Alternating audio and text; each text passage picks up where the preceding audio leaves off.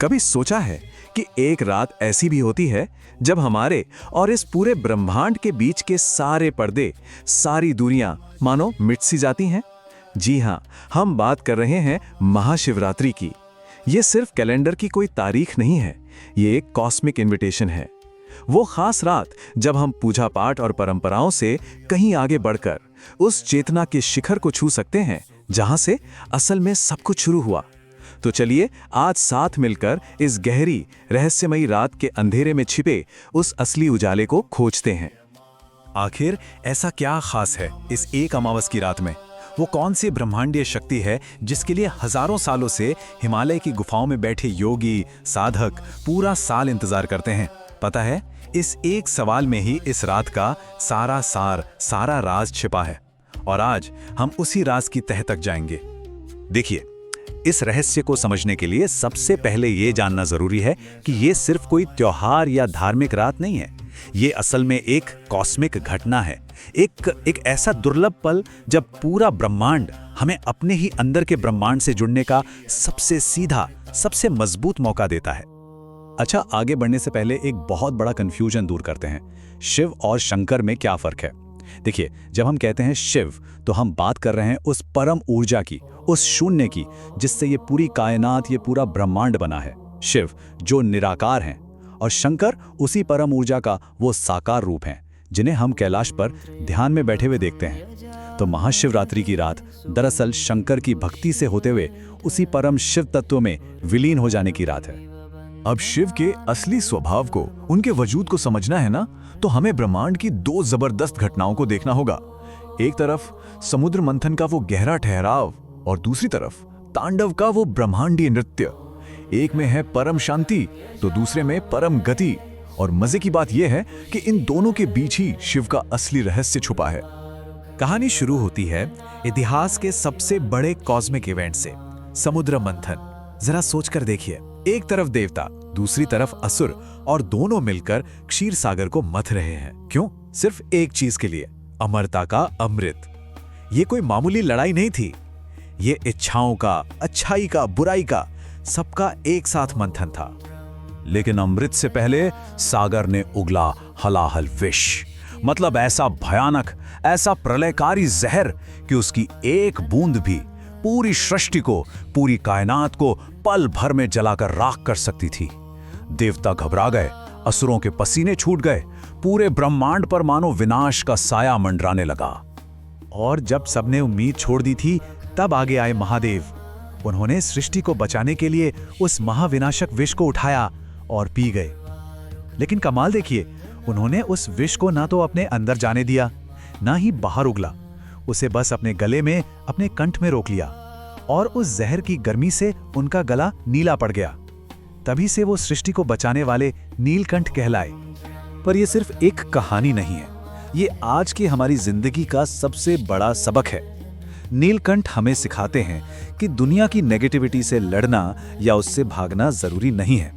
जरूरी है उसे अपने अंदर थाम लेना, अपनी स्थिरता से, अपनी चेतना से उस जहर के असर को खत्म कर देना। यही तो शिव का सबसे बड़ा संदेश है। तो जहां एक तरफ नीलकंठ हमें ठहराव सिखाते हैं, वहीं दूसरी तरफ है शिव का तांडव, यानी परम गति। ज्यादातर लोग इसे गुस्से या विनाश का नाच समझते हैं, पर ऐसा बिल्कुल नहीं है। तांडव असल में क्रिएशन, प्रिजर्वेशन और डिस्ट्रक्शन का कॉस्मिक साइकिल है। ये पुराने को खत्म करके नए को जन्म देने का नृत्य है। सच कहूं तो ये खुद जिंदगी का नृत्य है। जरा नटराज की इस मूर्ति को ध्यान से देखिए, इसमें हर चीज का एक गहरा मतलब है। हाथ में जो डमरू है वो ब्रह्मांड की पहली आवाज, ओम की धुन बना रहा है। चारों तरफ जो आग का गोला है वो जन्म और मृत्यु का चक्र है जो चलता ही रहता है। एक पैर ऊपर उठा हुआ है जो मोक्ष यानी आजादी का रास्ता दिखाता है, और दूसरा पैर जो नीचे टिका है वो हमें सुरक्षा का एहसास दिलाता है। और सबसे बड़ी बात, इस पूरे कॉस्मिक डांस के बीच भी चेहरे पर वो गजब की शांति। यह संतुलन ही तो शिव है। ठीक है, ये कहानियां तो हजारों साल पुरानी है, पर क्या इस रात के पीछे कोई विज्ञान, कोई साइंस भी है? तो चलिए अब इन कहानियों से निकलकर थोड़ा एस्ट्रोलॉजी और एनर्जी साइंस की दुनिया में चलते हैं और देखते हैं कि आखिर ये एक रात इतनी पावरफुल क्यों है। योग विज्ञान कहता है कि महाशिवरात्रि की रात हमारे प्लैनेट्स की पोजीशन कुछ इस तरह की होती है कि इंसानी शरीर में एनर्जी का फ्लो अपने आप ऊपर की तरफ यानी स्पाइन, रीढ़ की हड्डी की तरफ होने लगता है। ये नेचर की तरफ से मिला एक सालाना तोहफा है, एक नेचुरल स्पिरिचुअल बूस्ट है। कहते हैं इस रात सिर्फ अपनी रीढ़ की हड्डी को सीधा रखकर बैठने भर से आध्यात्मिक विकास की संभावना कई गुना बढ़ जाती है। जैसे अगर हम 2026 की बात करें तो ये रात 15 फरवरी को होगी। ज्योतिष शास्त्र इस पूरी रात को 4 खास हिस्सों में बांटता है, जिन्हें कहते हैं प्रहर, और माना जाता है कि हर प्रहर चेतना के एक नए लेवल को अनलॉक करने की ताकत रखता है। मतलब शाम से लेकर अगली सुबह तक हमारे पास इस कॉस्मिक एनर्जी का पूरा फायदा उठाने का मौका होता है। लेकिन इन सब में जो सबसे पावरफुल टाइम होता है वो है निशीता काल, यानी ठीक आधी रात का वक्त। ये वो पल है जब शिव तत्व अपनी पीक पर होता है, सबसे ज्यादा शक्तिशाली होता है। ऐसी मान्यता है कि इसी समय शिव एक अनंत ज्योतिर्लिंग के रूप में प्रकट हुए थे। ये पूरी रात का वो सबसे कीमती वक्त है जो हमारे अंदर बड़े बदलाव ला सकता है। महाशिवरात्रि बाहर के शोर शराबे का नहीं, बल्कि अंदर की शांति का उत्सव है। जरा सोचिए, आज की इस भागदौड़ वाली जिंदगी में ये रात हमारे मन और हमारे नर्वस सिस्टम को रीसेट करने का एक नेचुरल मौका है। यही तो इसका असली विज्ञान है। तो हमने ब्रह्मांड की बात कर ली, विज्ञान को भी समझ लिया, लेकिन अब आता है सबसे बड़ा सवाल, इस पूरे कॉस्मिक एनर्जी को हम अपने अंदर कैसे जगाएं? इस रात को सिर्फ एक कहानी की तरह सुनकर भूल ना जाएं, बल्कि इसे एक पर्सनल एक्सपीरियंस कैसे बनाएं? इसका एक रास्ता है वैराग्य। अब वैराग्य का मतलब सब कुछ छोड़कर भाग जाना नहीं है, जैसा कि ज्यादातर लोग समझते हैं। इसका असली मतलब है अपना हर काम पूरे जोश, पूरी ताकत से करना, लेकिन उसके रिजल्ट की चिंता के बोझ से आजाद होकर। ये अटैचमेंट के वहम से बाहर निकलना है। ये कमजोरी नहीं है, बल्कि आज के दौर की सबसे बड़ी मेंटल सुपर पावर। और दूसरा सबसे शक्तिशाली टूल है मंत्र, ओम नमः शिवाय। ये सिर्फ कुछ शब्द नहीं है, ये हमारे शरीर के अंदर मौजूद 5 तत्वों यानी 5 एलिमेंट्स को बैलेंस करने की पूरी साइंस है।